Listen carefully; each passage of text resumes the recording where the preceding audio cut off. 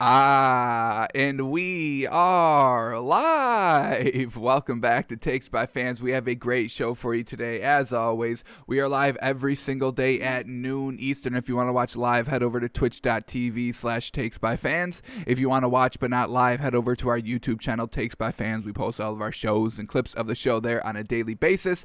And if you just want to listen, we are on podcasting apps, Spotify, iHeartRadio, Google Podcasts, Apple Podcasts, folks. However you want to watch or listen, we've got you covered multiple ways. Alrighty, today is a big old Tuesday. This is going to be our last edition of the Cash and Trash list for the NFL. We got to respect some great Super Bowl performances. Got to maybe knock a couple in the trash list, see what we got there. So we got kind of our last rendition of the Cash and Trash list. So we got that, breaking down the NBA. And classic Tuesday show. And then tomorrow on the show, breaking down Wednesday film study. And then on Thursday, we will be doing our first of the year NBA Cash and Trash list. Now that we've got a little bit more free time in the show, now that, the NFL is unfortunately almost done. Basically almost done. On Wednesday, once we finish our film study on the Super Bowl, that's basically all we got. In the books, 2020 NFL season with COVID did pretty damn good. So that's what we got on the show today. So let's start here with the stories of the day. And this is the disrespect that I loved, folks. I'm all about being disrespectful. Obviously not in, the disrespectful, like really disrespectful type of ways, but just, playful disrespect, sportsmanship disrespect right here. So Antoine Winfield Jr., when the game was over, I think this was honestly on the last play of the game, ball going to Tyreek Hill, incomplete, and then Winfield gets into his face and holds up the peace sign, because that's exactly what Tyreek Hill did in Week 12. He threw up the peace sign, he backflipped into the end zone in Week 12, and Antoine Winfield remembered it, and he gives it right back to him. Hey, deuces. Hey, you might have won Week 12, but that's meaningless. We walking away with the ring, baby. And what would make this even better is next year, if they face each other, if Antoine Winfield wears the ring and then does it with the ring on one of the two fingers, that would be the ultimate disrespect. So I absolutely love this, folks. Very well done, Antoine Winfield. Hey, give it right back to him. Pieces out. We're going to Disney World. Have fun back at Kansas City, where it's probably very cold. We'll be down, in the sun, riding some roller coasters, meeting the mouse, meeting the man, and his wife, Minnie Mouse. Yes, sir. Antoine Winfield. Yes, sir. Alrighty, and then Carlton Davis, he got his revenge too. As we said yesterday when we were going over the game, but damn, Week 12 gave up 269 yards just to Tyreek Hill alone, basically. But this time in man coverage, Carlton Davis, he was targeted 4 times defensively, and they only caught 2 passes for 14 yards. So I don't know what he did, what film he watched, what movies, what music he listened to get him motivated, but it worked to hold somebody from 269 yards to whenever you were covering anybody else on the field in this game, 14 yards. What a turnaround. Now, obviously, we give credit to Todd Bowles, but still, you have to go out there and do the schemes. You can only scheme something up. You still need your players to go out there and perform that scheme, and Davis did it to a T right here, not locking up everybody, not allowing anybody to get behind him, in front of him, outrun him, outbeef him, outstrength him. He did not allow any of that. So, once again, very well done. A shout out to Carlton Davis. This Bucs defense is a bunch of dogs, folks, and oh my goodness, did we see that on Super Bowl Sunday. Alrighty, and then we all know, the little injury Patrick Mahomes was dealing with, the little turf toe, so he is going to go undergo toe surgery today, Wednesday. So he'll be back at 100% hopefully for next season. I'm pretty sure he was only playing at probably like 98, 97%, if it's even that low with the toe injury. We saw him, he was still moving around great, in the AFC Championship game, in the Super Bowl, he was still moving around decently. Did it hurt? I'm sure it was excruciating probably on every single play. But I don't think this injury should be kind of an excuse of why they underperformed in the Super Bowl. I don't even think he was like saying that, but nobody should think that anyway. So quarterback Patrick Mahomes gonna get that surgery on his turf toe. be good for next season. Try to do better in high pressure games if he makes it to the Super Bowl next year. Because man, oh man, what a disappointing! I'm still disappointed that the Chiefs' offense looked that lackluster. 9 points, no touchdowns, and we're not blaming Patrick Mahomes' toe. So let's get that out of the way right now. Alrighty, and finally, Josh Rosen maybe has found a permanent home now. The Niners have just signed him to a 1-year deal. Finally, some consistency in the league for this man. Started it out in Arizona. I think it was the first overall pick that year.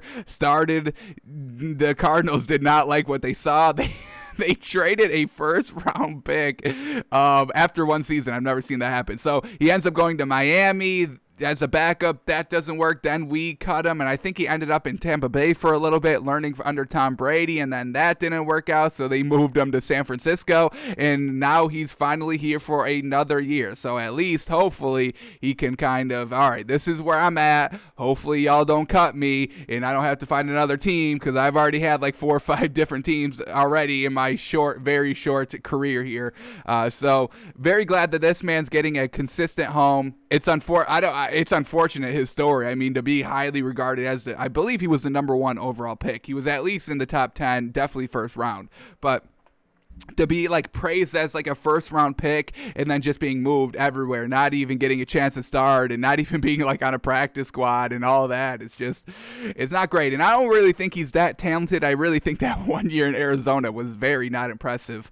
So super unfortunate for this man, but hey, he's finally at a stable home. 49ers is pretty good. I mean, you learn under Jimmy G, pretty solid there. Kyle Shanahan, once again, very solid there. So hopefully, this man can get back on track. But I mean, even if he does get back on track, who's going to take a shot on him? Why would you go over Josh Rosen over, somebody right out of the draft, or,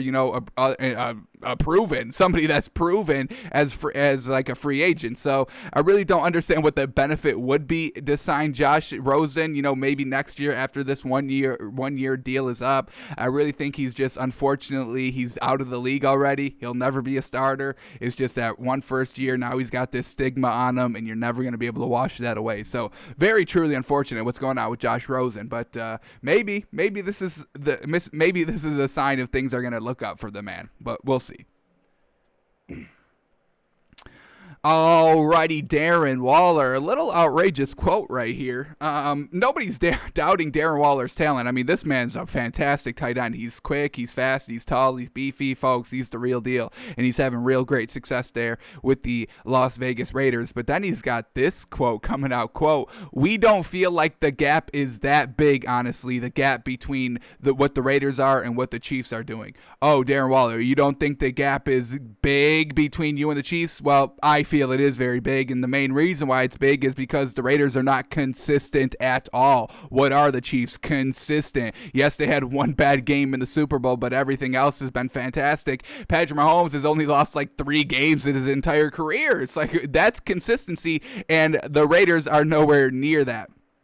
I mean, for the last 2 seasons, the Raiders have been absolutely very good offensively and defensively, just record-wise totality as a team in the first, 7, 8, 9 weeks of the season. But those last, closing half of the season, 7, 8, 9 weeks, they're trash, and they don't make the playoffs because of that. So, yes, the gap is that big, Darren Waller. You are not even close to the consistency, the greatness, the talent-wise, the consistent athleticism, the leadership. Oh, my God, who's the leader on the Raiders? Because I really don't see one. Derek Carr seems great, but Patrick Mahomes seems better. Andy Reid seems a lot better than John Gruden. So, just the consistency, that's where that big gap is, Darren Waller. So I get you have to say this. I mean, who's going to say, oh, yeah, I mean, we're not even close to the Chiefs? I would never admit that. Even if that was true, I would never say that. So I understand this is something you probably have to say, but let me clear it up for y'all. Let me, take off the filter of this quote. No, the gap is really big. We're not consistent, and we probably won't even reach the level of what the Chiefs are doing in this kind of 2-3 year stretch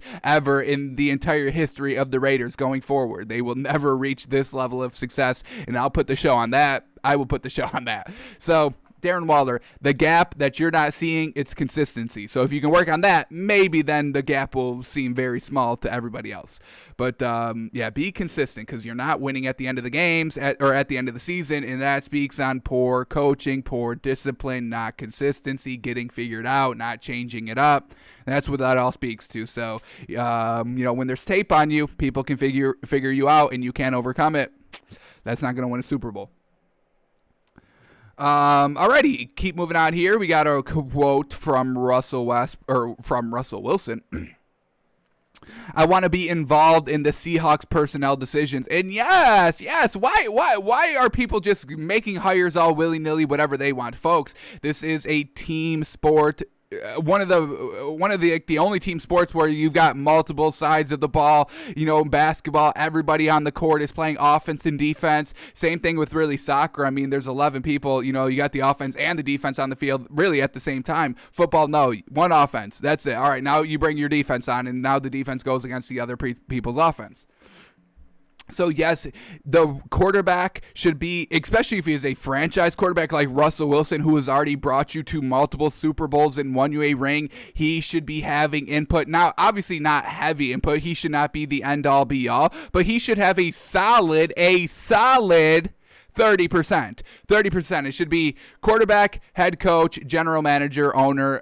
Probably lump those two together, general manager, owner. So players should get 30%. The quarterback only should get 30% if he's a franchise quarterback like Russell Wilson is. The head coach should be 30% of that input as well, and then the general manager and owner should be that other 30%. I think it's really kind of that simple. Because if you don't have input from your players, you get a Texans scenario where Deshaun Watson doesn't even want to play for you anymore. He would rather take the $300,000 hit every single game than to play for somebody that he's got no respect for, doesn't like at all. So he would rather lose out on $300,000 than play for somebody that he doesn't have any input in. So that's where you get. Would you rather be the Texans right now, or would you want to be the Bucs, who Bruce Arians is getting input from literally everybody on his coaching staff? Tom Brady's got input in the offense.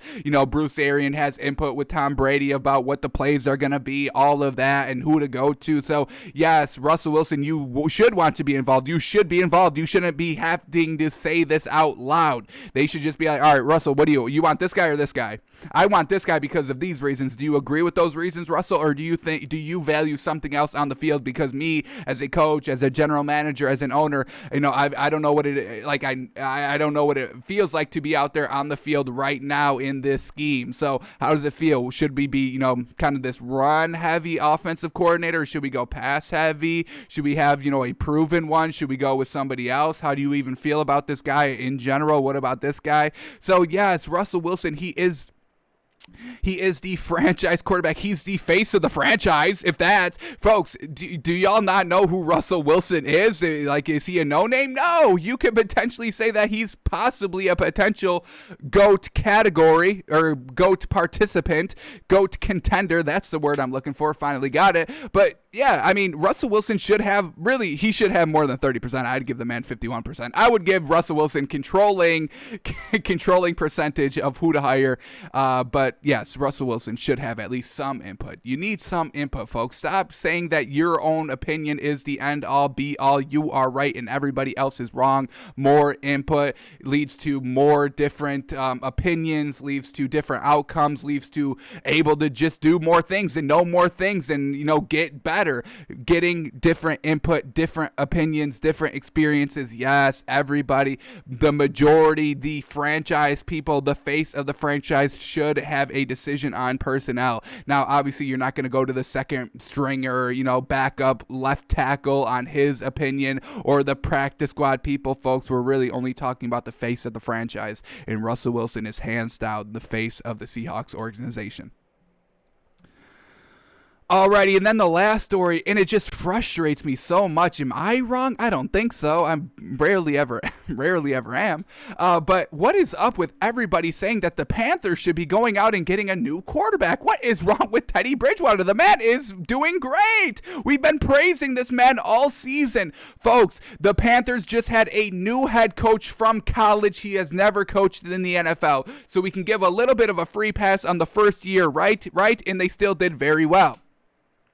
His number one offensive player, Christian McCaffrey, only played 2 games and he left early in both of those games. So, folks, what are we talking about here? And Teddy Bridgewater has elevated those 2 wide receivers. I mean, folks, midway at the end of the season, we were talking about that wide receiver core for the Panthers in, top 5 kind of wide receiver duos in the entire league. We were talking about, Robbie Anderson and CJ Moore, the same way we were talking about Tyreek Hill and Travis Kelce. Folks, these are these are good wide receivers that Teddy Bridgewater is elevating to A1, tier 1 wide receivers, best wide receiver duo in the league, in a team of the Panthers that is in totality not great, on the defensive end of the ball. And, besides, Christian McCaffrey and Teddy Bridgewater and the 2 wide receivers, they really don't have that, that level of superstar talent on the squad, and they still made it work. Do I have the NFL standings up here? What is this tab?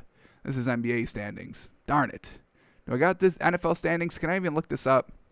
Let me go back here. The NFL website is still kind of acting a little funny. Here it is, standings. What did the Panthers end with this season? 5-11. Not bad, not horrible. They were in most of the games that they lost. These are close games. What do we get here? We got anything by points for and points and away? I mean, folks, yes, they were 5-11, and they only gave up 52 more points than they scored. That doesn't seem that bad to me. Is that bad? Let me see. Let me see a bad team. What's a bad team? Eagles, I mean, they're almost at 80-point differential between points for and points against, and they had 4 wins. I mean, Carolina, 5 wins, 1 more win, but closer games, being in games. They were very close in really all the games, folks. We broke them down every single week. Their only one knock was Teddy Bridgewater was not clutch in some of those games, that's fine. A lot of players aren't clutch. It's hard to be clutch consistently. You can kind of teach clutchness a little bit, not too much. You can't do Tom Brady level of clutch, LeBron James level of clutch. You can't really teach that. But, Teddy Bridgewater, he can be better. He can be, when he's got a fresh training camp under him, when he's got the preseason under him, when he's got a full year with the new head coach from the college system, he can get better, folks. So can we stop that? Everybody thinks the Panthers are going to get a new quarterback. Look at this one. The Lions, points for, 377. Points against, 519. I mean, folks, we're talking over 100-point differential there. Even the Vikings, they're at 45-point differential with a 7-9 season. The Panthers' points differential was only 52. That's pretty good. Points against, I mean, they weren't even giving up that many points, so the defense was kind of solid. Only gave up 402 points. Who else gave up 400? Damn, the Rams only gave up 296 points. That's holy cow good. Damn, 296. That's the first time I've seen anybody under 300 for this season. All right, now we got to go to this is the NFC. We got to go to the AFC. Where's the AFC at? All right, anybody got under 300?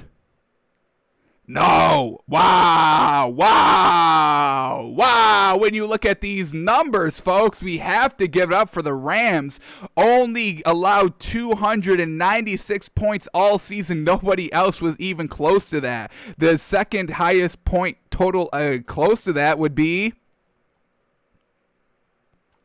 338, 312. All right, the Steelers. Wow, the Steelers. Their defense kind of shut it down a little bit. 312 points. That's the second highest point or second lowest points against. Wow, interesting. All right, let's go back here, though. So can we stop with the Teddy Bridgewater nonsense? I bring it up because we see this here. ESPN writes an article on who is the ideal landing spots for the top free agents coming in, and they say Dak Prescott would go to the Panthers. Where? What?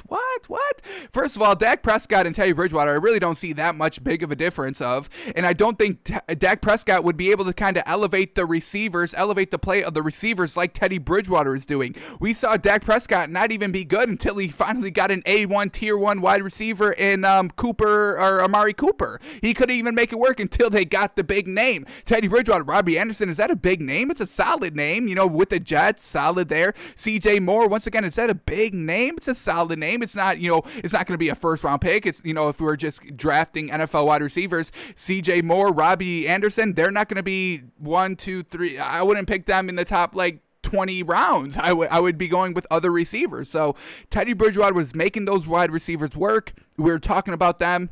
I think they both ended up with 1,000 yards for the season. I mean, that's absolutely fantastic. They are one of the top five wide receiver duos in the league because of Teddy Bridgewater doing work. And they didn't even have the running back, folks. So stop it with the Panthers are going to go and get a quarterback. We see, ESPN saying that Dak Prescott's the perfect fit for the Panthers. No, that's not even, where does that even come from?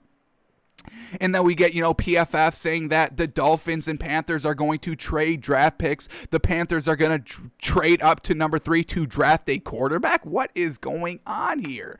I can guarantee you, I will bet the show on it. I don't care. Teddy Bridgewater will be the quarterback of the Panthers next year, and we'll add this stipulation to it. And the Panthers will make the playoffs next season. I will bet the show on that. Hit me up on Twitter if y'all want to make that bet, but I'm here. So yes, Teddy Bridgewater is going to be the Panthers quarterback. It's kind of a little ridiculous. We're talking about it. Alrighty. Those are all the stories that we had to cover for today. So let's head over to the NBA. We'll quickly break down what happened, then go a little bit deeper into the stats, do our moneymaker for the NBA today, because there are some primetime games on finally tonight. No primetime games on last night, unfortunately. We're back on nationally scheduled television today. I think with 2 games and 2 good games. So we'll talk about that, and then we'll do our NFL cash and trash list. Our final one. It's going to be a tearjerker. It's going to be a tearjerker last of the season. Alrighty, so here we go. In the NBA last night, let's start here. Rockets and Hornets. And folks, this is not the Rockets team that we are praising here on Takes by Fans. The Rockets team we like is Victor Oladipo and John Wall both playing together. We really like John Wall, Victor Oladipo, and Christian Wood, but I can kind of forgive the Christian Wood being out. Really, we just want to see Victor Oladipo and John Wall playing together. John Wall did not play last night, so once again, that's why we didn't take the Rockets in our moneymaker. That's why we said to stay away from the game. That's why we weren't rooting for the Rockets last night. And the Rockets lose because John Wall did not start. It's simple as that. So very well done to the Hornets, winning 119-94. And can we talk about LaMelo Ball, folks? This is why we voted them an All-Star. And if y'all clown me for that, hey, that's on y'all. But LaMelo Ball is absolutely killing it as a starter here for the Hornets. Has them in playoff position. They're 12-13. What's their official standings here? I see number 6. Yeah, it's number 6 in the East, and that's exactly what I want to see. I want to see this Hornets team in the playoffs, absolutely. I want to see what LaMelo Ball can do. And folks, Cody Zeller's all right, but if they get another great big, man, this team can be dangerous. Right now, they would be facing... Who do they got in the first round? The Nets. Oh, God. You got Hornets. You have to move off that number 6 spot. You cannot face the Nets the first round of the playoffs. I guarantee it. It probably won't end well. So, yes, you got to either move up or down. Same thing with the Nets, because I don't want to see the Hornets get eliminated first round, especially against the Nets. I don't think that would be great. The Nets should have everything figured out, by the time the playoffs come. Everybody's healthy. Everybody's in the starting lineup. They know how to win together. They know how to, play defense and not, lose close games together. So Hornets, oof. I know it's still early, but get out of that number 6 seed, please.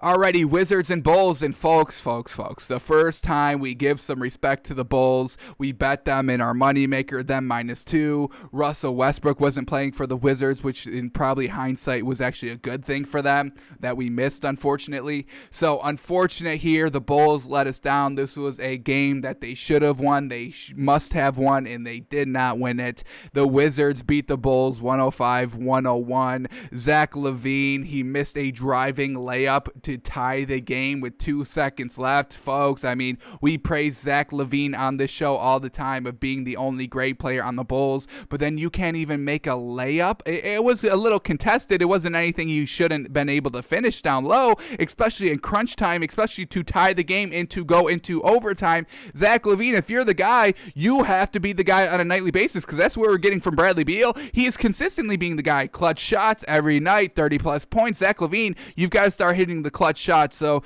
truly unfortunate what is going on in Chicago. Even Zach LaVine, their big superstar, can't get it done down the stretch. So who else do you expect to do that on your team, man? So we gave them one chance. We gave them one shot, the Bulls, and we will never bet them again for the rest of the season.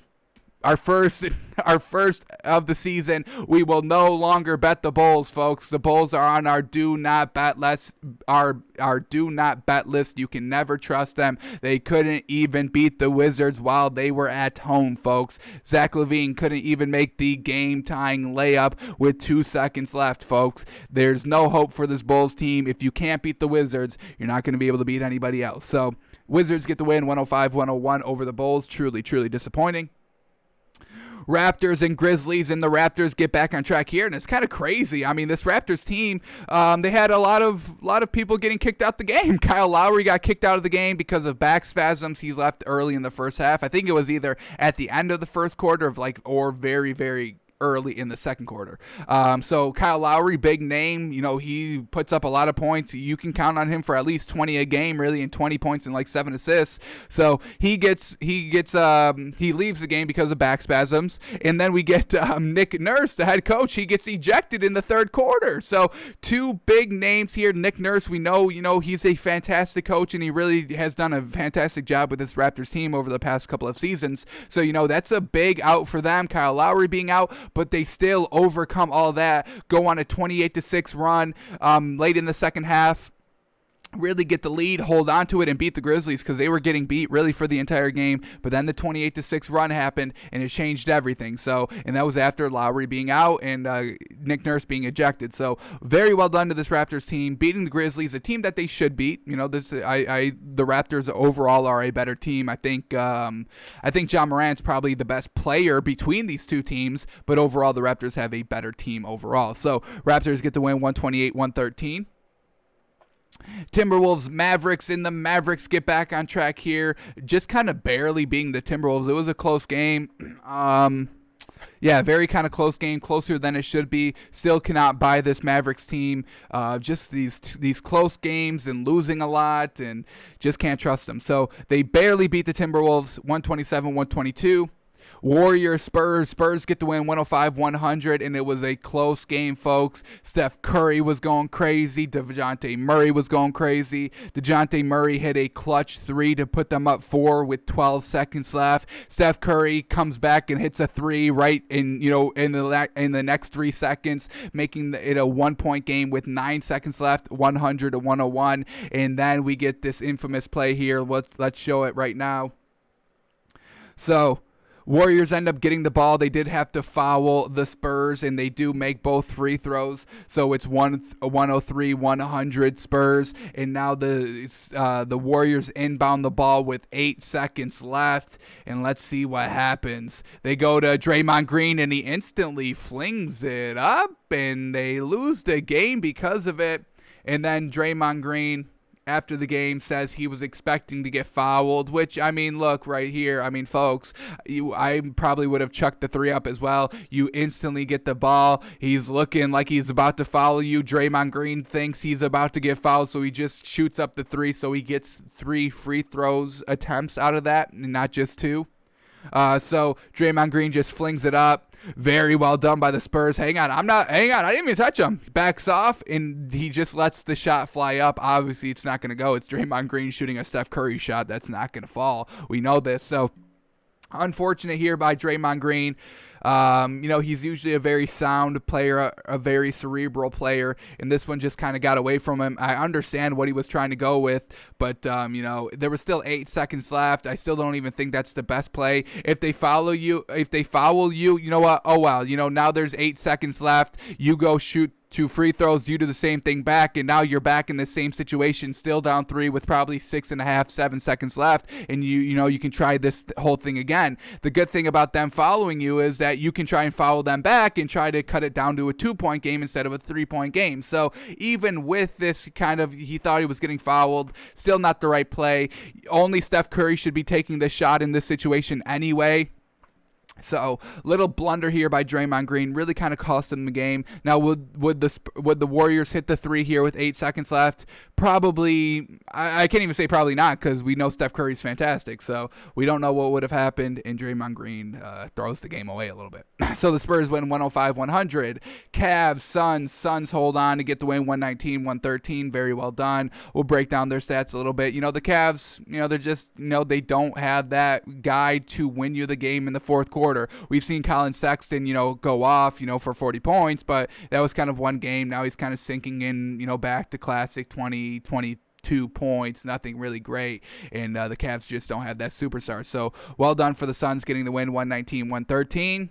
All right, the second game at our moneymaker last night, and this one didn't hit either. Bucks winning 125-112 over the Nuggets. We had the Nuggets plus 4.5. We thought it was great value. I mean, Jokic wasn't getting locked up down low, but it was just every time he would exit the game, which wasn't that long. I think he played like 39 out of the 48 minutes there are in a basketball game. But in those couple of minutes that he was off the field, the Bucks would just go on these runs and down low, unstoppable. But when Jokic, was in, they did have a decent time. He still did great. He still had 12 rebounds and 36 points. So he was still, doing classic what's his name? Jokic things. But, the Bucks, they still get the win here, 125-112. And what is going on with this Nuggets team? They can beat everybody, or they can't. They can only beat, the only good team that the Nuggets can beat are the Jazz, but they can't beat anybody else. So what is going on with them? It truly seems like the Jazz's true kryptonite is just the Nuggets, but the Nuggets can't beat anybody else consistently. It's a little weird there, but little mismatch problems with everybody else. And Chris Middleton had a great game too. We'll break him down. All right, and then the last game, Lakers Thunder. Lakers get the win in overtime, 119-112. This one was a little crazy as well. Dennis Schroeder has kind of the potential game-winning jump shot, puts the Lakers up 2. They find themselves up 3. Thunder had the ball with about 5-6 seconds left, and they foul the 3-point shooter, Shai Gilgeous-Alexander. He goes and makes all 3 free throws. LeBron James has a chance to win the game with the last second 3 with about 1 second left while inbounding. It does not go, but they do get it done in overtime. So little unfortunate there for the Lakers that it had to go into overtime, but they still get the win. Little bad there by following a shooter at the 3-point line, kind of what could have happened in that Warriors Spurs game. It actually kind of happened in the Lakers Thunder game. So a little interesting there, a little dynamic there. We see the one end where they don't foul and you fling it up, and we get the other end where they do foul and you tie the game because of it and go into overtime. So we get we get both sides of the coin here with the Lakers Thunder and Spurs Warriors game. All right, let's go a little bit deeper into the stats, see who's doing good, see who's doing bad, see who we should be fading off on a little bit, see who we should be buying a little bit more. So here we go. We'll start back at Rockets and the Hornets. And as I said, the Rockets did not have John Wall, and they also did not have Eric Gordon. So that's 2 huge pieces. We would not expect them to win anyway. So Victor Oladipo, 21 points, 7 rebounds, 6 assists. Shot, all right, 30% from 3, 39% from the field. Daniel House Jr., 13 points. DeMarcus Cousins, 9 points, 9 rebounds. I mean, he's very solid. Even with Christian Wood, being out of the starting lineup, DeMarcus Cousins is definitely still a solid, viable option. He's very good off the bench as a starter. Solid as well as a starter, but I think he does do a little bit better off the bench here in this Rockets system. PJ Tucker, no points, no rebounds, 2 assists, kind of what PJ Tucker does. He's just kind of an enforcer down there, kind of a Draymond Green role, so we don't expect a lot of points out of him very often. But in this kind of circumstances, we probably should have expected points out of PJ Tucker. If you're in the starting lineup without, 2 of your starters, Eric Gordon, John Wall. Eric Gordon's not a starter, but he is a solid bench piece. So PJ Tucker probably should have stepped it up a little bit in the scoring department. unfortunate. Same thing with Jae'Sean Tate. I mean, only 13 points. He shot well, 71%, but when there's nobody, when you've got two big pieces of your main scoring output out, somebody's got to step it up. Obviously, Oladipo, I mean, he can only do so much because he's the main guy. He's the one that's going to be locked down. So somebody else has to step up. And unfortunately, nobody else really did, not even on the bench. So let's go to their bench. We get David Waba, 9 points. That's solid there. 9 points, 5 rebounds. Sterling Brown, 8 points, 7 rebounds, 5 assists. That's also solid in 28 minutes off the bench. Mason Jones, 6 points, 2 assists. We get Ben McLemore, 15 points, led the scoring off the bench. That's what we're talking about. He actually was the second leading scorer on the team off the bench in only 18 minutes. So, somebody else. We needed Ben McLemore, but somebody else to do it, and somebody else to put up kind of probably 5 or 7 more points than he did. Unfortunately, the Rockets did not get that, and we kind of told y'all to stay away from the Rockets because we need John Wall. We need everybody to be playing this game. Alrighty, the Hornets getting the win. All right, let's see how they did it. LaMelo Ball, 24 points, 10 assists, 7 rebounds, shot 39% from the field and 58% from 3, 7 of 12 from 3. The man made 7 3-pointers. Absolutely love it. So this man is absolutely elevating his game now that he's a starter and he's really thriving. I mean, look at this, a plus 29 in the plus minus. Nobody else in the entire game had close to 20. He had a plus 20. The second highest on his own team was Bismack Biyombo with a plus 16 off the bench in only 10 minutes of play. So very, very great game by LaMelo Ball. Love everything about this man. We voted him an all-star, and we will stick by that decision, folks. We stick by that decision. LaMelo Ball deserves to be an all-star. Most of the season off the bench, averaging 12, 7, and 7, and now he's at the starting position, elevating his play, getting better, getting more consistent every single game, and we cannot praise this man enough. Alright, Terry Rozier, 15 points, very well done, 4 assists, shot 3 of 8 from 3, once again, not bad there. Cody Zeller, 10 points, 7 rebounds. I don't know how I feel about Cody Zeller. Obviously he should be eating against kind of this Rockets team. Yes, DeMarcus Cousins, he's a big beef down low. He's just not that tall. Is he even like, what is he, 6'7"? What do we got here? Damn, he is 6'10". All right, so maybe I'm wrong. Damn, all right. He does not look 6'10" down there. Holy cow. What's Cody Zeller? What do we got for Cody Zeller? He's 6'11", yeah. I think I think DeMarcus Cousins' height's like inflated like an inch or two. I think this man's 6'8", honestly. Maybe 6'9", but 6'10", I don't really see that. I think those are falsified numbers of 6'10" for DeMarcus Cousins. But anyway, back to Cody Zeller. I don't know. I just feel like if the Hornets get a great big, Andre Drummond, Jared Allen, I mean, those are the two bigs I want to see on the Hornets. Really, Jared Allen, because I want him out of Cleveland. And if he goes to the Hornets, I think LaMelo Ball and Jared Allen could be an absolutely underrated dynamic duo. I mean, I know nobody's saying that combination. Nobody ever is saying that LaMelo Ball and Jared Allen would work together, but I'm telling you, they would, folks. Alrighty, so what else we get here? Gordon Hayward, 19 points, 5 rebounds, 4 assists. Once again, decent by Gordon Hayward, really kind of fitting into this role, taking kind of a more of a backseat approach here now that LaMelo Ball is in the starting lineup. So definitely like that from Gordon Hayward. PJ Washington, kind of a little disappointed here. 3 points, 5 rebounds, 3 assists. Doesn't shoot very much, so that's probably the reason why it's only got 3 points, so we'll keep an eye on him. All right, and off the bench, obviously Miles Bridges and Malik Monk are absolutely fantastic. Miles Bridges, 19 points, 10 rebounds off the bench, shooting 67%. Malik Monk, 14 points, 5 assists, 4 rebounds, 2 steals, 2 blocks off the bench on 25 minutes with 55% shooting percentage. It's absolutely magnificent. This is what we're talking about, folks. Love the starting lineup here. Really just love LaMelo Ball, but really love this bench too by this Hornets team. Still big on the Hornets, folks. Still big. Alrighty, let's go to Wizards and the Bulls now. And man, oh man, oh man, let's start with the Bulls because they disappointed us the most here. Zach LaVine, I mean, yes, he still had 35 points and 6 assists, 2 rebounds, shot 46%, 3 of 8 from 3, 8 of 11 from the free throw line. Yes, all of that, but he couldn't make the clutch shot down low. Unfortunately, I mean, that's who you want taking the shot. I mean, if you've got one shot down by 2, you want Zach LaVine taking it. Do you want him driving or do you want him taking a jump shot? Well, he drove and he absorbed a little bit of contact, and it really is still makeable. It should have still been makeable, but Zach LaVine misses it. So truly unfortunate there. Nothing else great here. I mean, the second highest scorer of this team was Thaddeus Young off the bench, and I kind of feel like we're saying that every single time. So get Thaddeus Young off this team. He's a little, is he aging out of the league? What is he right now? 13 years. Yeah. So he is aging out of the league a little bit. So obviously he's definitely probably should be coming off the bench, but get this man on a different team, man. Let this man try to compete for a ring in his last couple of seasons here. But yeah, I mean, what's going on with this other starting lineup? It's solid. Everybody's putting up like 10-plus points, which is good. Denzel Valentine, 11. Patrick Williams, 10. Daniel Gafford, 10. Kobe White, 8 points, 8 rebounds, 3 assists. Shot 30%. Oh, my goodness. Yes, the shooting percentage was not good. Patrick Williams, 28%. Denzel Valentine, 30%. Yes, they put up 10 points, but geez, can y'all put up a little bit better shooting percentage here? Jeez. So you don't got great shooting percentage. You don't got the clutchness. Not looking too good.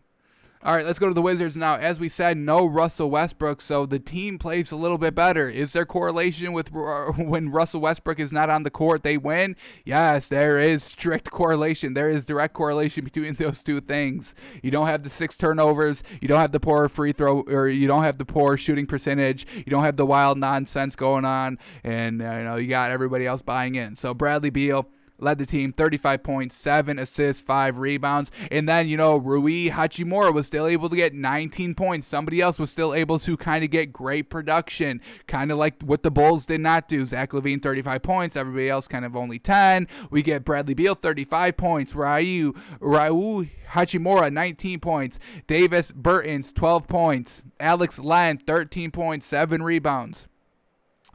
Decent contribution off the bench. What do we get? Ish Smith, 6 points, 7 assists, 6 rebounds. Denny Avdija. I mean, folks, this man got brought down to the bench, and he actually kind of still did the same. 4 points, 10 rebounds. That's what we're talking about. So who was it? Was it Rui Hachimura who got elevated, or Davis Bertans? I feel like it was Davis Bertans. But either way, Denny Avdija gets brought down to the bench and did pretty decent. Didn't shoot well, 22%, but the 10 rebounds, I will kind of look the other way on the poor shooting night. Robin Lopez, 8 points, 5 rebounds, 3 assists. So just everybody getting it done. Solid team play here. Bench getting all the boards, starters getting all the points, and they get the win because of it. So very well done. Russell Westbrook, they win without Russell Westbrook. Unfortunate Russell Westbrook. We'll just say that. Alrighty, Raptors and Grizzlies. Let's start here with the Raptors. And holy moly, folks. Oh, gosh. Look at these points people were putting up. Fred VanVleet, 32 points. Pascal Siakam, 32 points. Norman Powell, 29 points. Absolutely magnificent. Yes. This is the Raptors team we want to see on a game-to-game basis. Obviously, Kyle Lowry, only 4 points because he only played 7 minutes. Fred VanVleet went wild, Pascal Siakam went wild, and Norman Powell all went wild. This is what we want to see. This is what the Raptors team needs to be. Obviously, Fred VanVleet doesn't need to go and score 30. Same thing with Siakam. But they still need to put up like 20-plus points. Same thing with Kyle Lowry. You need Siakam, Fred VanVleet, and Kyle Lowry all putting up about 20-plus points. So when 2 go for 60, that kind of makes up for the 3 going up for 20, right? Because that equals 60 anyway. Alrighty, what else do we got to talk about? Aaron Baines, probably, another team that can definitely benefit from a better big down low here. Raptors, Hornets, Cody Zeller, Aaron Baines. It's just, they're solid bigs. They're all right bigs, but there's obviously better bigs out there, and definitely better bigs that, we know that are in the trade market. We know Andre Drummond is in the trade market. Andre Drummond would instantly make this Raptors team and Hornets team a lot better. So we'll see what happens closer to the trade deadline, but this is a team that can definitely benefit from a better big. Alrighty, Chris Boucher off the bench. Man, very well done. 12 points, 10 rebounds. Very well done. What else do we get? Is that it? Man, that was kind of all the great bench production. But, I mean, the starters going crazy, so obviously not a lot of great production can be had since the starters are going wild. So very well done to the Raptors, getting back on track, overcoming so much more, and that's what's great about this Raptors team. They are resilient. They know that they're not superstars individually, but when they all play together and all are on, they are superstars as a team. So, everybody going out there showing off, seeing their coach get ejected, seeing, Kyle Lowry, the face of the franchise, the only kind of superstar that's actually on the team. So they see him go out, they see the coach get ejected, and everybody steps up. That's what's great about the Raptors. Their locker room, they all buy in, and they all play for each other. So that is still there by the Raptors, and that is what we know. Alrighty, now let's talk about the Grizzlies. Ja Morant, 18 points, 9 assists, very well done. And they actually had some great play from all the starters here, so let's just list them out here. Dylan Brooks, 22 points. Kyle Anderson, 15 points. Jonas Valanciunas, 27 points, 20 rebounds, 10 offensive, 10 defensive. I mean, folks, if you don't win a game getting 10 offensive rebounds, I don't know, man. That's kind of frustrating to not win that game.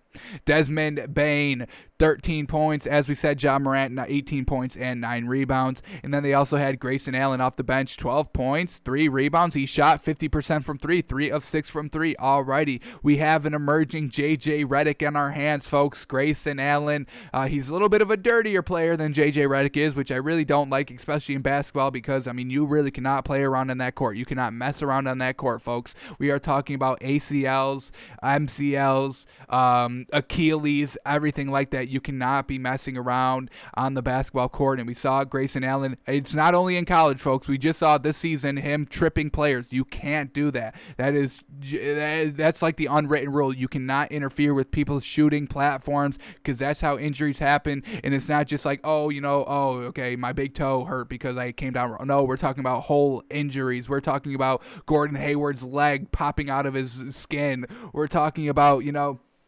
Klay Thompson, torn Achilles, torn ACL. Kevin Durant, torn ACL. I mean, folks, it takes a year to get back from these injuries, a year off your freaking career lifespan, a year off your agility, your athleticism. Your athleticism will never be at the peak that it was when you have to get it repaired. So Grayson Allen got to clean it up a little bit, because you can be a definite viable off-the-bench three-point shooter. You can have the career that JJ Redick is having right now, which is definitely a solid career. You just play off the bench, you go to some, potential contenders for championships, but Grayson Allen's definitely got to clean up the dirtier stuff. So we'll see. I haven't seen anything lately, so, let's give him the benefit of the doubt that he is cleaning it up, but if we see it again, that's really not going to be great. But very well done to Grayson Allen here off the bench, 12 points, 3 rebounds, 1 assist, 1 steal, 50% three-point shooter. Fantastic.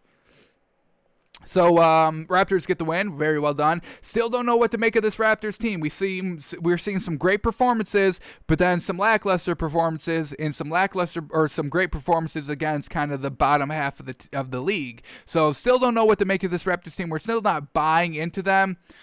We still have maybe 10% shares of the Raptors, but I think we are kind of fading them a little bit here. Got to see them start winning against kind of the better teams on a consistent basis, and got to start seeing the starters all performing well, not just a great night by Fred VanVleet, then an off night by everybody else, and then a great night by Siakam, and then kind of maybe a great night by Lowry, then 2 straight games of nobody really stepping it up. This Raptors team, we kind of need to see this, not to this extreme, but we need to see 20 from Siakam, 20 from VanVleet, 20 from Lowry, 20 from Norman Powell. That's what we need to start seeing consistently, and until we start seeing that, we can't buy into the Raptors. And it's not like this is something that we are kind of grasping at straws or asking too much. We saw that level of production from the Raptors the last 2 seasons with Kawhi and in the bubble. That's what made them good. All the starters playing very well on a night in, night out basis. We haven't gotten that this season yet. So still kind of a little question mark of the Raptors, and still a lot of time. No rush here, no pressure. We'll get it figured out. Alrighty, let's move on to Mavericks and Timberwolves, and the Mavericks get it done. Still, once again, kind of not too much to buy in this Mavericks team. Yes, they're beating the teams that they should be. I mean, they should not lose to the Timberwolves, especially with no Karl Anthony Towns. So very well done, the Mavericks winning for a game that they should win here. Luka Doncic, 26 points, 5 assists, 8 rebounds. Kristaps Porzingis, 27 points, 13 rebounds, 4 assists. He had a fantastic night, really. Down low, boards, second chance points, just getting it done down low. Very well done. Dorian Finney-Smith, 7 points. Tim Hardaway Jr., alrighty, now we're starting to see him thrive off the bench, and now we know that this is the role for him. So Tim Hardaway Jr. off the bench, 24 points, very well done. Maxi Kleber, 5 points, 3 rebounds, all right. What else did we get here? Dwight Powell off the bench, 12 points. That's very solid, 7 rebounds. So very well done. Tim Hardaway Jr. getting it done off the bench. Josh Richardson, 18 points as well, 8 assists. So some great level of production here between the bench and the starters. Kind of figuring out what is working, what the scheme is, what the rotation should be. So I'm blanking on the Mavericks head coach name. Bald guy. Damn. Yeah, I can't even remember his name, but very well done. All right, this isn't working, obviously, our starting lineup, so let's start mixing it around now. And Tim Hardaway Jr. off the bench, I think that's the best decision for this team. We're seeing great levels of production from him off the bench. Alrighty, then the Timberwolves now. D'Angelo Russell, only 6 points. He only played 5 minutes. So you don't have your big name star. Well, you already don't have your big name star of no Karl Anthony Towns and then no D'Angelo Russell. The fact that they competed in this game is pretty solid there. Everybody's stepping up. So great sign there. They just don't have the superstars to close out some of these games. Anthony Edwards, 22 points, 4 assists. Very well done by him. Josh Okogie, 11 points. Meh. He hit all of his shot. Damn, he shot 100%, so I will give it to him. 11 points on 100% shooting. Free throws, three-pointers, field goal percentage, all at 100%. That's magnificent. Naz Reid, 6 points. All right. 2 rebounds. Not going to get it done. Malik Beasley, 30 points, 9 rebounds, 6 assists. Very well done to stepping it up. Ricky Rubio off the bench, 9 points. Jalen Noel, 18 points, 5 rebounds off the bench. So Timberwolves just missing their 2 starters. If you get Karl Anthony Towns and D'Angelo Russell, and then you still get Anthony Edwards and Malik Beasley still kind of playing at the level that they're playing on, this would be a solid team. Unfortunately, we got a huge COVID outbreak between Karl Anthony Towns' entire families. That's why we stay away from talking about that. Prayers up to that man's family, because it is real wild what's going on over there. So definitely take all the time you need, but when you're back, it's going to be great. It's going to be great to watch. So this is a emerging Timberwolves team, but they just need their stars. And, when they get them back, we'll start talking about them a little bit more. And hopefully they can start making a little bit of a run. I don't even know if they can. I don't even know if they can even make a run. Maybe a little bit too late. Let's see. They are currently 6-18. They are officially 6 games out of 8. That's tough. You got to try and beat the Rising Rockets, the Warriors, the Grizzlies, the Pelicans, even the Mavericks. I mean, this fight for the A seed is going to be crazy. Wow, this fight for the A seed is truly incredible, folks. Basically 1.5 games separate 8 and 14. That is insane. Thunder at 14 with 10 wins. Mavericks at 13 with 11. Pelicans at 12 with 10. Grizzlies at 11 with 9. Rockets at 10 with 11. Warriors at 9 with 12. And Nuggets at 8 with 12 wins. Same thing with Kings. Kings at number 7 with 12 wins. Blazers at number 6 with 12 wins. So, I mean, really, the difference between number 6 and number 14 is 2 games max. 2.5 games max. That is insane. Damn. So, yes, unfortunate for the Timberwolves. They have a huge uphill battle to climb. They have to overcome 6 wins. That is crazy. Let's put that into context. That's the West kind of playoff picture so far. The East playoff picture, number 8, number 6, well, you can go all the way up to number 4 because that's 12 wins too. The difference between number 4 and number 11 is 3 wins. That's 4 and 11. If you go all the way down from 4 to 14, it's 6 wins. So little bit better competition in the West than there is in the East so far. Damn, these are close. Damn, everybody's having real kind of great success here, or everybody's just mediocre. It's one of the two here. But damn, I don't know if we've had a playoff kind of race this close. I get that, we're only kind of a quarter into the season, maybe starting to eclipse this 2-quarter mark, getting close to the 2-quarter mark. But damn, yeah, all right, that's interesting. All right, where do we leave off at? We are now at Warriors and Spurs. So let's do this, obviously. Steph Curry, 32 points. Kelly Oubre, 24 points. That's what we're talking about. Andrew Wiggins, 11 points, 5 rebounds, 4 assists. Once again, very solid by him. We see Andrew Wiggins' position a little bit moving in the starting lineup. He's the small forward here. We see Juan Toscano Anderson taking over Andrew Wiggins' old spot, and he kind of excelled here. 8 points, 11 rebounds. Not bad. Draymond Green, 7 points, 10 assists, 10 rebounds. They move Draymond Green to the 5. Little interesting lineup switch here. Unfortunate. It was solid. It was working, but they didn't get the win because of it. So we'll see what's going on with them if they stick with this lineup, because the one thing we know about the Spurs is they are so hit and miss, folks. The defense is good one game. The defense is bad one game. The defense is good again. It's bad again. It's good. It's good. It's bad. It's bad. It's bad. It's good. It's bad. It's bad. It's good. It's 50-50 here. So Spurs end up locking it up in the fourth quarter, getting the win.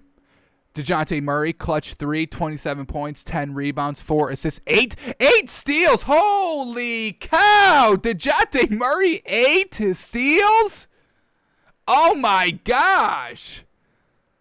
All right, folks, we're putting him on the cash list. We have not done our official cash list yet. We've been adding, a player here, a player there, just kind of, throughout until we're going to get settled on coming on Thursday. That will be our official day of resuming this cash list for the NBA. But I got to put DeJounte Murray on here right now. Holy cow. Unbelievable. 8 steals? That is insane, folks.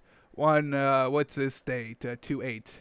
2-8 for the 8 steals. Holy moly, damn. That's super impressive. We'll make an exception here. We're putting DeJounte Murray on the cash list. Very well done. Wow, 27 points, 10 rebounds, 8 steals. You almost have a triple-double with steals. That's crazy. Alrighty, who else did very good here? DeMar DeRozan, 21 points, 10 assists, 6 rebounds, always so consistent. Very well done. Rudy Gay off the bench, 11 points. Patty Mills off the bench, 9 points. Devin Vassell, 10 points off the bench. Very well done. Great production out there. Derek White didn't have a great game, 2 points, shot 9%, but everybody else really stepped it up. So very well done to the Spurs team. Very well done to DeJounte Murray. And all right. Yeah, this Spurs team is good. They've got the pieces. They've got the coach. It's just some nights they don't bring it, unfortunately. I don't know what it is.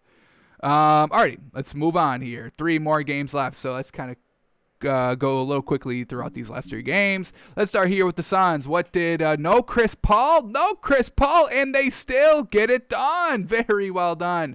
Devin Booker, 36 points, carries the load a little bit. 36 points, 8 assists.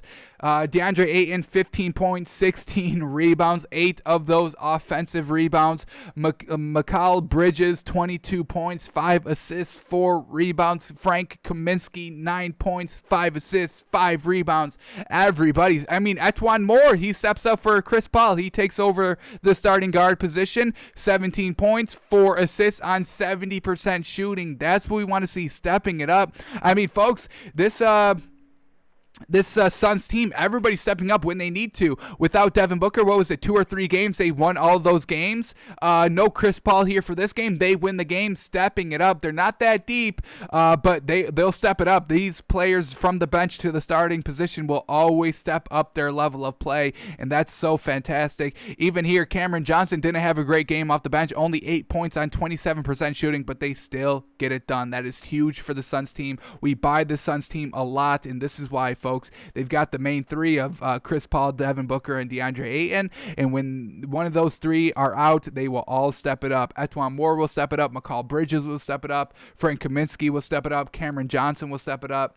It's so fantastic to watch. That's what I want to see. Players, teams stepping it up. Not just one player here. I don't care, what's the team that's only got one? The Bulls. I don't care that Zach LaVine is good. He doesn't elevate the play around him, and nobody steps up on that team, so we don't talk about the Bulls. Yes, they have Zach LaVine, but that's it. Don't like only one superstar teams. I want to see an entire team performing well night in, night out, and that's what the Suns team is. Alrighty, the Cavs. Let's keep tabs on our bigs that we think could possibly get traded here.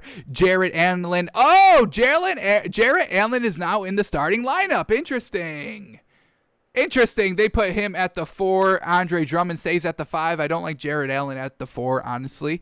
But Jarrett Allen at the 4, 14 points, 5 rebounds. Not bad. Shot 71%, so doing what he's supposed to. Andre Drummond, 15 points, 14 rebounds. Solid play by him as well. Colin Sexton, 23 points, 5 assists. Really, all their starters stepped up. This is good. Teron Prince off the bench, 13 points, 6 rebounds. Finished the starters off here. Darius Garland, 17 points, 7 assists. And Isaac Okoro, 11 points. So all real solid here from the starters. JaVale McGee off the bench, only 8 points in 8 minutes. Once again, not bad there. So solid play here by the Cavs. Just don't have that one main guy. Can't beat the Suns. So now we'll see what happens here. Andre Drummond, potential trade piece. Jarrett Allen, potential trade piece, could make so many teams better if they got that extra beef piece. So we'll see what the Cavs do. Seems like they are leaning on trading Andre Drummond, although I do want to see Jarrett Allen get traded because I do want to see him compete. I want to see him competing. All right, here we go. Nuggets, Bucks. Let's start here with the Bucks. Why did they win? Let's start. We got to look at their three-point shooting. 16 threes made. Very well done. We'll take that. Chris Middleton, 29 points, 12 assists, 8 rebounds. A fantastic game from him. 0 of 5 from 3, though. So the threes weren't falling, but he looked, to pass the assists, and he did that. So still put up 29 points. Giannis, 30 points, 9 rebounds, 6 of 8 from the free throw line. We'll take that all day. 2 of 5 from 3. Not bad. I don't really want to see him taking 5 threes, but he hit 2 of them, so I will forgive it a little bit. Brook Lopez, 13 points, 7 rebounds. Dante DiVincenzo, 3 of 6 from 3. Very well done. 13 points, 7 rebounds. Brian Forbes, 15 points, 5 rebounds, 3 of 6 from 3. Very well done. Pat Connaughton, 1 of 3 from 3 off the bench. DJ Augustine, 1 of 5 from 3 off the bench. And Torrey Craig. He's usually a starter. What's going on with that? He's just getting back. I feel like we haven't called his name. He just got off of injury or something. Last 5 games. What's his minutes like? Oh, yeah. So still coming off the bench. These are not great minutes here. So, all right. We just haven't called them. What is his points looking like? 9 points. Nothing really great. A couple of threes here and there. All right. Was Torrey Craig? He was on the Nuggets last season. That's why that's where we know him from. All right. The Nuggets last year, Torrey Craig. All right. Can I make sure of that? Is there anything I can do for this? Really quickly. Let me double check that. I'm almost 99% sure.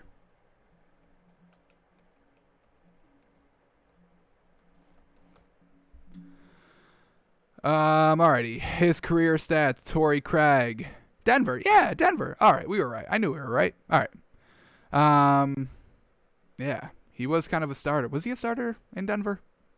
Doesn't matter. He was in Denver last season. So, all right, to the Bucks here. That's a good 3-point shooter. I'm a fan of Torrey Craig. 3 of 3 off the bench. That's exactly what you want to see. So, very well done to Torrey Craig there. And the Bucks, all right, they get it done. Now the Nuggets now. Why did they not get it done? Michael Porter Jr. is in the starting lineup now. No, his first game in the starting lineup, and he does not do well. And this is kind of what we've been seeing even from the Nuggets last season in the bubble. Just really his production off the bench is so much more better than it is on the starting position. Now, we will give him the free pass in this game because we know it takes time to get acclimated right back into the starting role. I mean, LaMelo Ball, his first time starting was not a great performance. It was really kind of bad. So we will kind of forgive Michael Porter Jr.'s performance here tonight, but we need to start to see it get better in the next game. I mean, folks, if you have starting position, if you have starting experience, it really shouldn't take you that much longer, that many games to get you back acclimated to it. So if LaMelo Ball can make his second start a very good game, so can Michael Porter Jr. So we have to look out for that next game, but we will give him the free pass here. Jokic, 35 points, 12 rebounds, 3 offensive, 6 assists. So, I mean, he was still eating down low, 3 of 6 from 3, still attacking the perimeter as well. So, it's not like the Bucks just locked him down. It's just that they lost the game. They couldn't stop their big beef of, Giannis, the 9 rebounds, Brook Lopez, 7 rebounds, Dante DiVincenzo, 7 rebounds, Chris Middleton, 8 rebounds. When you look at the rebounds, look at this. The Bucks had 50, and the Nuggets had 38. So that's where the winning is done down low. Yes, Jokic still 8, but nobody else could beat the beef of the Bucks. So the Bucks, they're big, folks. They're all tall. All their starters are very tall, folks. They're all tall. They all attack the rim, and the 3-point shooting is a little spotty sometimes. Alrighty, Jamal Murray, 11 points on 23% shooting, 1 of 7 from 3. That will not get it done. So that's why the Nuggets lost this game. Jamal Murray does not step up. And once again, we're a little vindicated on why we like the Jazz overall better than the Nuggets, even though the Nuggets keep beating the Jazz. I like Donovan Mitchell. He's way more consistent than Jamal Murray is. I do like Jokic over Rudy Gobert, but the system that Rudy Gobert is in, he still flourishes. Yes, he's not putting up the 35 a game, but he's putting up a solid 12 to 15 with all the rebounds, with pretty solid defense under the rim. It's just when when you need him to kind of guard the perimeter, he kind of flounders a little bit. So, Jamal Murray, not great here. 11 points. Not going to get it done. Michael Porter Jr., as we said, 8 points, 2 of 5 from 3. Not bad, but, we've been seeing him off the bench putting up, 17, 20 points. It was kind of great to watch. So we'll see what happens in the next game for the Nuggets. Unfortunate they lose to the Bucks here. Alrighty, and then the last game from last night, the Lakers and the Thunder. Let's start here with the Lakers. LeBron James with no Anthony Davis still gets it done. 28 points, 12 assists, 14 rebounds. That is a triple-double. Only shot 2 of 10 from 3. Not great there, but still able to get it done. So very well done to that. Nobody else was really eating the rebounds besides Kyle Kuzma. Wow, look at this man. He stepped up big. 11 points, 10 rebounds off the bench. Woo! Dennis Schroeder, 19 points, 7 rebounds, 5 assists. That's exactly where he needs to be. Would have liked to see Dennis Schroeder get like 25 just because Anthony Davis didn't play, so I want to see him to start to step it up, when he's now kind of the number 2 option now. But I'll still take 19 points. We're not going to clown it. 1 of 7 from 3. Definitely got to get a little bit better there. KCP, 8 points, 0 of 2 from 3. Damn, really LeBron, man. He just carries his team. But let's shout out Wesley Matthews with 16 points off the bench. And Montrezl Harrell, stepping up when Anthony Davis is not there. That's what we want to see. 21 points, 8 rebounds. Alrighty. So that's why they win. Montrezl Harrell goes crazy. And, Montrezl Harrell, he kind of steps it up more than Kyle Kuzma does, and Kyle Kuzma has been there obviously longer than he has. So Kyle Kuzma, we're not going to knock him this game. 11 points, 10 rebounds. That's solid. 1 of 9 from 3 is not, but he still put up 11 points. So I will forgive it a tad. All right, almost forgot to do the Thunder here, so let's do this. Luguentz Storts, once again, 7 points. Can Luguentz Storts re-team up with Chris Paul, please, so he can be good again? Because I'm sick of seeing this man put up like 4 points, 7 points, no points. A little lackluster. Alrighty, Shai Gilgeous-Alexander, 29 points, 10 assists, 7 rebounds. Hamidou Diallo, 20 points, 11 rebounds. Fantastic. Al Horford, 14 points, 5 rebounds. And Darius Bazley, 21 points, 16 rebounds. The Thunder, holy cow, 55 rebounds total. And the Lakers did have 59. So both really 8 on the boards, both teams. Damn, that's real great. Alrighty, close game. Lakers win it in overtime. LeBron gets it done in overtime. Very well done. Alrighty, that's all the NBA from last night. Let's quickly see what we got on tap today and then do our moneymaker. Get that back on track. That's got to get back on track. Let's see if we can do it here tonight. So here we go. Nets, Pistons. We'll take the Nets. We'll swallow the points. Doesn't matter. Kevin Durant, James Harden, Kyrie Irving. Doesn't matter. Whoever plays, we'll take the points. We'll swallow them. Pistons are trash. Knicks, Heat should be a good game. We'll probably stay away from that. Rockets, Pelicans, once again, not sure on everybody playing there, so we'll kind of look it up. This one's also on TV, 7:30 on TNT, 7:30. Rockets, Pelicans. That's going to be a good one to watch. I'm assuming John Wall and Victor Oladipo should be both playing, so maybe we take the Rockets in that game. Warriors, Spurs, back-to-back, going at it again. We'll see what happens at this time. Celtics Jazz is the night game, 10 o'clock on TNT. This should be good as well, but we got to go the Jazz because we know possibly Jaylen Brown's not playing, and we definitely know Marcus Smart is not. So we'll try and check our Twitter account, see if we see anything on that. Magic, Trailblazers, that game probably will not be that great, but we'll see what the Blazers do. A little bit of, what are they on? Are the Blazers on a 2-game losing streak? 1-game losing streak. Okay. Still not great. And then 76ers and the Kings. Ooh, this should be good because we know the Kings are very good. And we know the 76ers are good. They're still our number 1 team in the power rankings, but we know the Kings are doing very well this season. 12-11 officially, beating some great teams, just coming off of a huge Clippers win. So we may have to stay away from taking this game. But let's refresh these lines and see what we get here. See if we get any great value, anything for our moneymaker to get it back on track. So here we go. Nets, Pistons, Nets -6.5, Pistons +6.5. Let me quickly go over to our NBA Twitter account that we love to follow because they're so on top of it. What do we got here? Damn, they haven't even tweeted in the last 3 hours. That's not good. Yeah, I don't even think we're getting any information here on today's games. Look at this. Look at this. This is not good. So, nothing to note. So maybe that's good. Yeah, but we got no updates here. So that means there was no updates anywhere because they are on top of it, I promise. Alrighty, so we're going to have to kind of freebase it a little bit. Let's see what we get. Brooklyn Nets, we're going to swallow the 6.5. The Pistons are very not good. They just traded Derrick Rose. Let's see how that affects them. Let's see if anybody starts to step it up in Derrick Rose's absence. That's a possibility, but we're going to take the Nets here, -6.5. It should be fine, folks. Whenever you bet the Nets, you just have to live with the outcome, unfortunately, especially when they're facing one of the bottom half teams. You just got to live with the outcome, but we'll swallow the 6.5 here for the Nets. Knicks, Heat -6.5, Knicks +6.5. That Knicks +6.5 is very appetizing on the road, though. Gonna fade it a little bit. So we'll come back to this one if we don't get any great value, but that's an interesting game to take. Rockets, Pelicans, Rockets +6. And honestly, folks, I would assume Christian Wood is not playing, but DeMarcus Cousins versus, Zion Williamson, Steven Adams, is he going to be able to eat down low all game? Probably.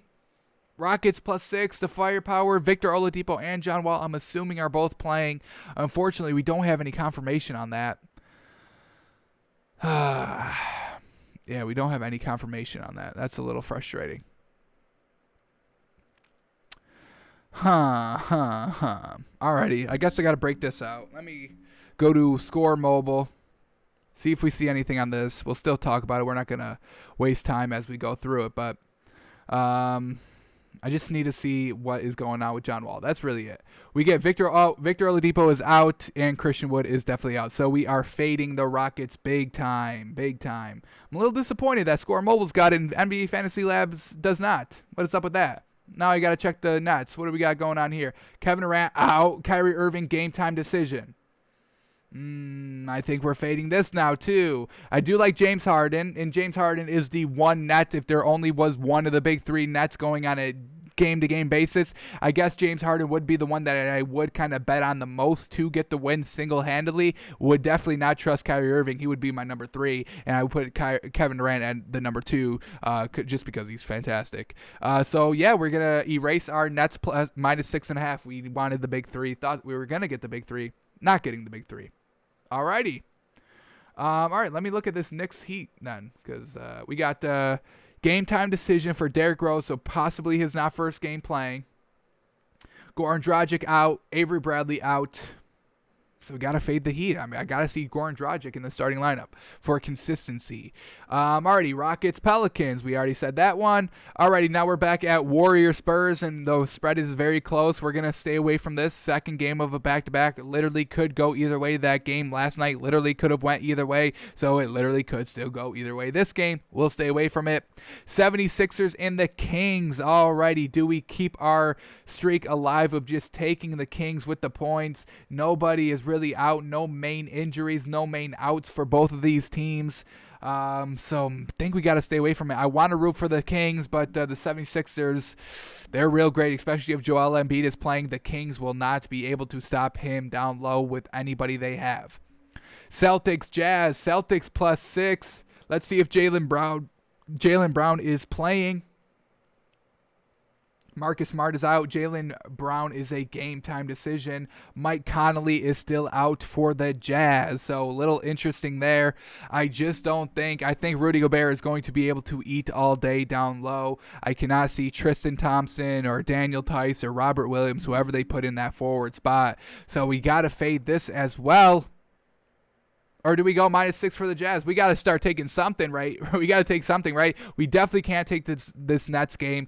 Definitely want to stay away from this Heat-Knicks game. Definitely staying away from the Rockets. And definitely staying away from Warriors-Spurs. So 1, 2, 3 games off the rip we have to stay away from. 76ers-Kings. Man. 76ers -5.5. The Kings, though, they're streaking. We've been taking all their points. I don't want to break the curse and not take their points, so I'd rather just stay away from it. Celtics, Jazz -6, and then the last one, Magic, Blazers -6, and I think we may take these last 2 games of swallowing 6 points here. Let me double check this Blazers game, making sure that everybody's out that we know is out. Evan Fournier is out. That's kind of big for the Magic. Obviously, we know Aaron Gordon is out. And, just the usual suspects out for the Blazers. CJ McCollum, Yusuf Nurkic. Alrighty, I think we're going to make this, we're going to make our pick. Nothing great here. Nothing I feel super confident at. Let me preface it by that. Not a great day for a moneymaker, but we're going to try and force one anyway, because that's what we do, baby. We are forcing, and we're going to force Jazz -6 and Blazers -6. Celtics, Jaylen Brown being, a game-time decision. Possibly should be good. Mike Conley being out is a little concerning, but I really just cannot see any. I really see Rudy Gobert doesn't have to worry about the 3-point shooting from the big Tristan Thompson, Daniel Tice. He can lock them up down low very easily. So for those reasons, we're going to lock in Jazz -6 and Blazers -6 for our moneymaker. Hopefully we can get back on track today. Alrighty, now let's we are going late today. All right, but anyway. Let's head over to our NFL money or our NFL cash and trash list, the last of the season. Alrighty, here it is, the cash list going into the Super Bowl. We had the Bucs defense, Tyreek Hill, Travis Kelce, Patrick Mahomes, in the first half, Tom Brady.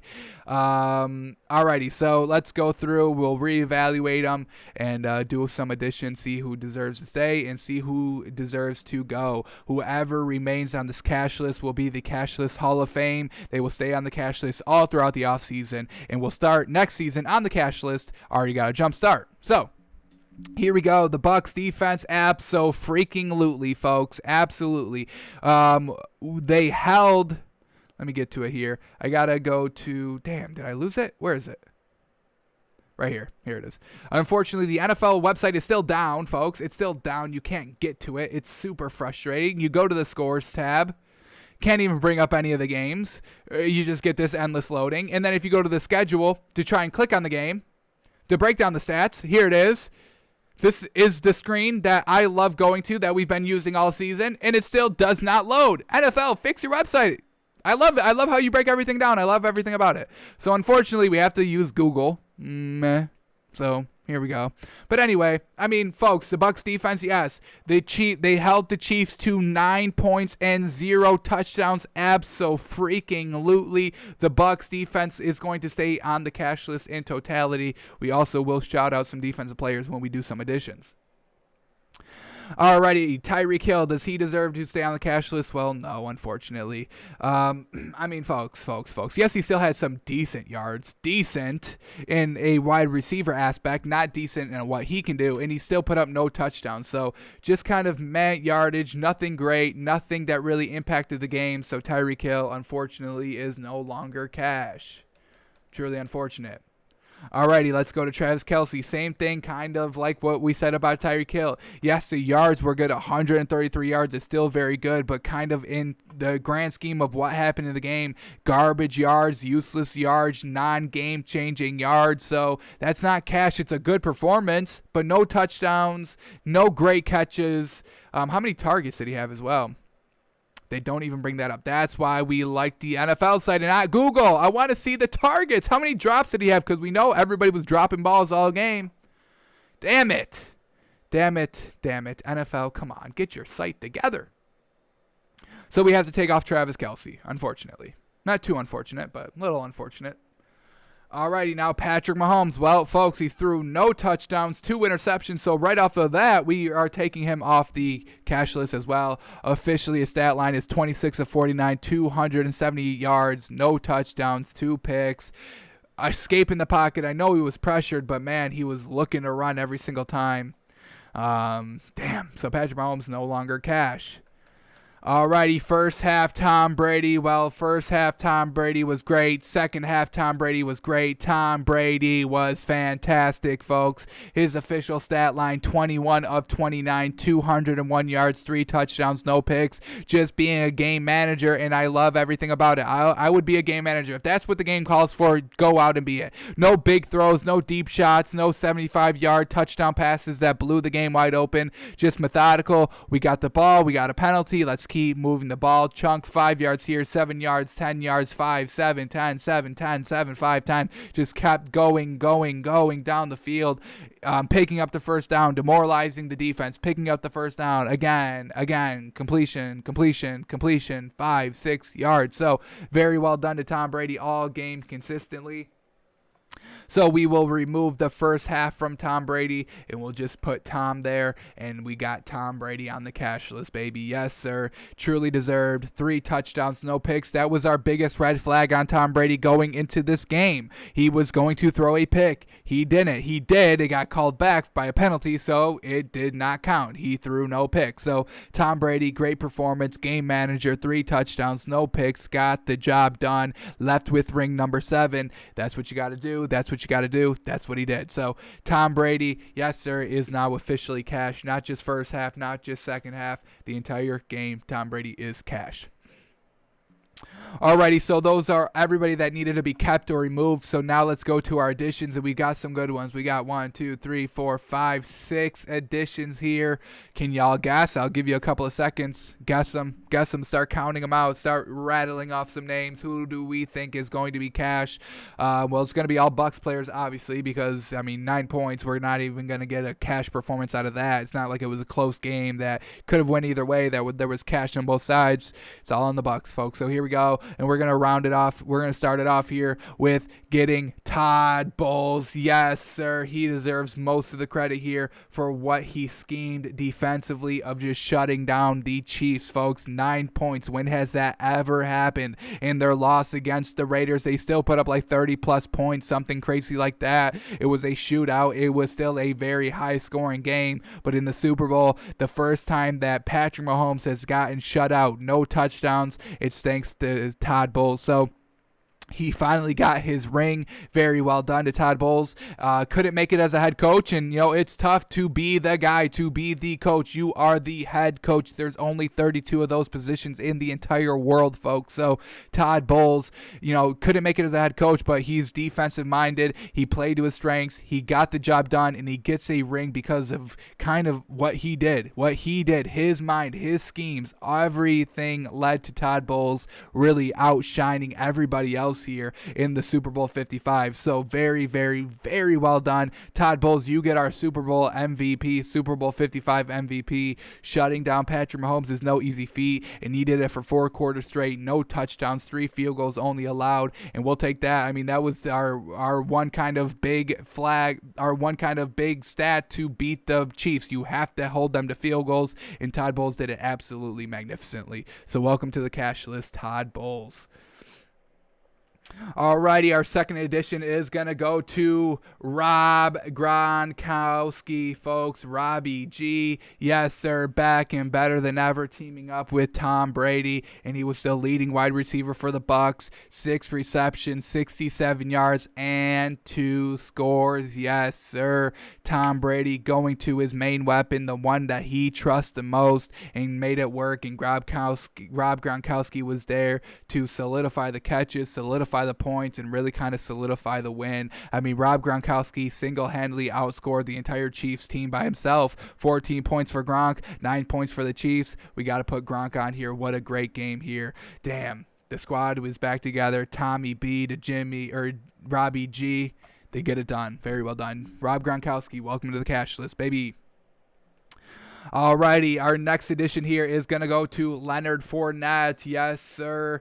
I mean, crazy. I did not think that he was going to be on the cash list going into this game. I thought, if there was one running back, it was going to be Ronald Jones. But Bruce Arians pulls a trick out of his sleeve and says, you know what, Leonard Fournette is going to be our premier back for this game. And he was having clutch, 8-yard runs, picking up the first downs, keeping the chains moving, 16 carries for 89 yards, consistent here, 5.5 yards a carry. Also scored a touchdown. I mean, almost single-handedly outscored the Chiefs. You put up 7 points for Leonard Fournette. I know technically 6, whatever. But 9 points for the Chiefs. So very well done to Leonard Fournette. Really kind of iced the game, made some great runs, and Leonard Fournette is going to get rewarded with the cash list.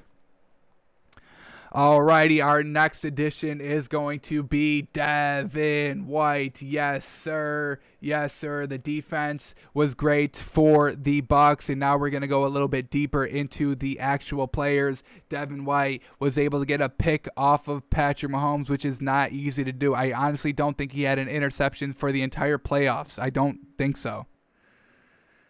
Don't think so. So Devin White able to get one of those picks, absolutely magnificent. 8 tackles, 4 assisted tackles, a pick all over the field. Some great plays made by him. So very well done. Let's shout out some special defensive players, and we're starting with Devin White. Already, another defensive player we're going to shout out is Antoine Winfield Jr. Yes, sir. Rookie safety, I believe. How crazy is that? We're only putting him up on this cash list because of this. The disrespect, the cash out, the peace sign. Goodbye, Tyreek Hill. Go back to Kansas City. We will be lifting up the Lombardi Trophy, and then we're heading to Disney World, and then the press circuit, and then we're going to be back at it in the trading room going back to back. So very well done to Antoine Winfield. Yes, he was disrespectful, which is the only reason why, but he also did have a pick as well. 1 pick for Antoine Winfield, 4 tackles to go along with it. Great freaking game by him. Alrighty, and then we have one more addition here for the cash list, and who will grab it? Who will be immortalized for the rest of the offseason here? Well, we're going to go to the man that had a sack and a half, who was blowing up the run game, who was making sure Patrick Mahomes could not run up the middle. They had the outside contained, and these two combined shut down the interior run game, but we're going to shut out this one player instead of the other one, even though we should be shutting out both of them. But enough beating around the bush. Well done to Ndamukong Suh. 1.5 sacks, getting it done, just keeping Patrick Mahomes in the pocket, not allowing him to escape, bringing him down a time and a half. So very well done to Ndamukong Suh. Absolutely magnificent. Finally got a ring. I believe this is his first. Also want to kind of do an honorable mention of JPP. Once again, him and Ndamukong Suh really just working the interior of that line. Ndamukong Suh did have a sack and a half. That's where we're elevating him over JPP. Same thing, kind of like why we're elevating Leonard Fournette over Ronald Jones is because of the score. So don't want to water down the cash list any. This is a sacred list we got going on here.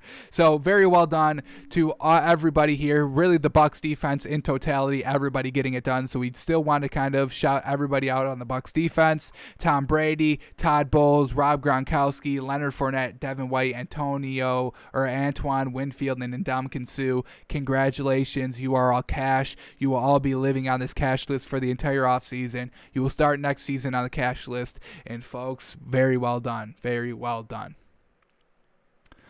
Alrighty, now let's go to the trash list. Alrighty. We already have a lot of trash list Hall of Famers. If you end on the trash list, you will be on the trash list for the offseason until next season. You will start on the trash list until you prove yourself. So this is who we have on the trash list as our Hall of Famers. We got Andy Dalton, Brandon Allen, the Miami Dolphins, Mitch Trubisky, Teddy Bridgewater, Russell Wilson, Frank Reich, Big Ben, Mike Tomlin, Lamar Jackson, Rashard Higgins, and Drew Brees. And then we had Tom Brady in the second half from last game. But as we said, he was magnificent the entire game. So congratulations, Tom Brady. You have officially escaped the trash list. You are officially cash for the rest of the offseason and not trash. I know that's feeling real good for you. So very well done to Tom Brady. He's the only one that we kind of had to reevaluate here. to see if he still deserved to be on the trash list. He does not, so we remove Tom Brady. But we still have some additions here for the trash list. And the first one we're going to put here is maybe controversial. But I mean, folks, what is one thing that happened in this kind of Super Bowl the day, like 2 days before the Super Bowl happened, that really kind of changed the mood of the tone of the Chiefs? Britt Reid driving not very sober, we'll just leave it at that, and almost murdering people. We won't go any further into that. But Britt Reid has to be on this trash list, folks. I mean, folks, there is no reason for this kind of poor offensive performance by this Chiefs team. You get your head coach's son in a huge scandal right before the biggest game of everybody's career, and the selfishness of Britt Reid to distract the attention of everybody on the Chiefs. I mean, everybody on the Chiefs after the Super Bowl, they all kind of made a comment about it. They said that it didn't affect them and they weren't using that as an excuse, and that's what you have to say. You can't be like, yeah, Britt Reid driving junk and almost killing children really threw our minds off. You can't come to the podium and say that, folks. You cannot say that. Truly, I should not even be saying that, but it's what happened, so we will be saying that. So Britt Reid, unfortunately here, selfishness, taking the attention away from the team and putting it on yourself during the biggest game of ever, during, your dad's Super Bowl run that he's been working his entire life for. He couldn't get the big game in the Eagles in Philadelphia, and he kept at it, kept working over head coaching positions over and over and over again, trying to be the guy. Finally, he established himself over the last 3 years, back on the top here, won a ring, looking to go back to back, and you want to make some poor decisions. So Britt Reid officially on the 2020 Hall of Fame trash list. Don't even know if he'll be playing next season or coaching next season, so I don't know if he's going to be able to take himself off, but he will be on here. Alrighty. 2 more additions here to the trash list. Britt Reid's the first one. Our second one is really just the totality of the Chiefs' offensive minds. Now, if you want to put that, I don't want to single out anybody, whether it's Andy Reid or Eric Bieniemy, so that's why we're kind of incorporating it into the Chiefs' offensive minds, because what was that performance? Y'all got held up. Y'all had 2 weeks to prepare and didn't have like a backup plan. If everything is going to crap here, we have to change something up.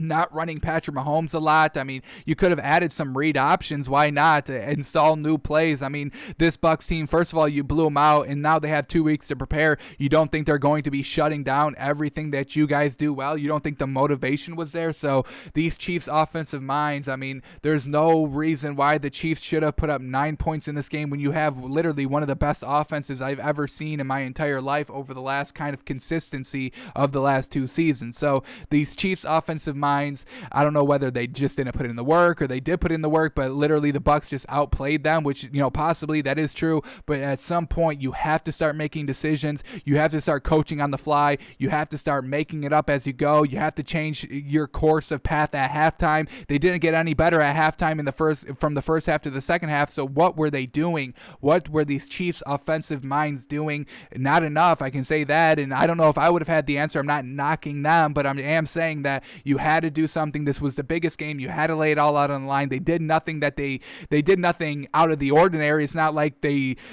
added a new wide receiver to go to. No, Travis Kelce's still the number 1 wide receiver. Tyreek Hill is still the number 2 wide receiver here, and they never incorporated anything else. They never got anything else going. They abandoned the run very quickly, only 9 rushes. They never stayed on top of that run. They never moved Mahomes out of the pocket. I get he was being pressured, but how do you break the pressure? Dump off quick, everything very quickly. That's how you stop the pressure from coming, and the Chiefs never made any big adjustments throughout the entire game. Didn't have a great game plan coming in either.